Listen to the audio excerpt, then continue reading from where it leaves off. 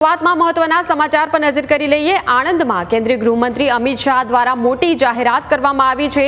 દેશમાં મીઠાના કોઓપરેટિવ સંસ્થાની શરૂઆત કરાશે। અમૂલના વાઇસ ચેરમેનને આ અંગે જવાબદારી સોંપવામાં આવી છે। કોઓપરેટિવ સંસ્થાની જવાબદારી વલમજી હુંબલ સંભાળશે।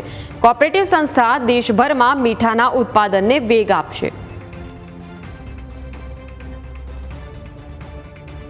कच्छ जिला नमक सहकारी समिति एक मॉडल समिति की शुरुआत करी है जो आने वाले नमक उत्पादन करने वाले आने वाले दिनों में नमक उत्पादन करने वाले हर मजदूर के लिए अमूल की तरह एक सशक्त कोऑपरेटिव आंदोलन बनेगा, इसका मुझे विश्वास है।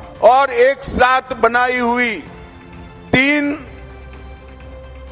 राष्ट्रीय स्तर की कोऑपरेटिव जो अनाज की बिक्री और उत्पादन से जुड़ी है और 3 राष्ट्रीय स्तर की कोऑपरेटिव जो डेयरी क्षेत्र के लिए बननी है, ये 8 चीजें इकट्ठा होकर हमारे देश का सहकारिता आंदोलन आने वाले दिनों में बहुत मजबूत होगा।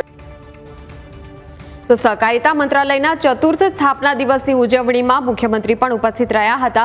રાજ્યના મુખ્યમંત્રી ભૂપેન્દ્ર પટેલે કહ્યું કે ગુજરાતે સહકારથી સમૃદ્ધિનો મંત્ર સાકાર કર્યો। સહકારિતા ક્ષેત્રે મોડલ સ્ટેટ બન્યું છે ગુજરાત। આવનારા સમયમાં ભારત વિશ્વને સહકારિતાનું એક સાચું મોડલ પૂરું પાડશે। અંગ્રેજો સામે અસહકારની ચળવળ ચલાવનાર ગુજરાત આજે સહકારી ક્ષેત્રે આગળ વધી રહ્યું છે। દૂધ મંડળીઓમાં મહિલાઓની આવકમાં વધારો થયો તેવું રાજ્યના મુખ્યમંત્રી ભૂપેન્દ્ર પટેલે જણાવ્યું। અંગ્રેજો સામે અસહકારની આગેવાની લેનારું ગુજરાત આજે સહકારિતામાં પણ અગ્રીમ રાજ્ય છે। ખેડૂત દૂધ ઉત્પાદકોનું શોષણ અટકે, એકતા અને સંગઠનની શક્તિથી નાના લોકોનું સશક્તિકરણ થાય તેવી ભાવના સહકારિતાના આંદોલનમાં મૂળમાં પડેલી છે।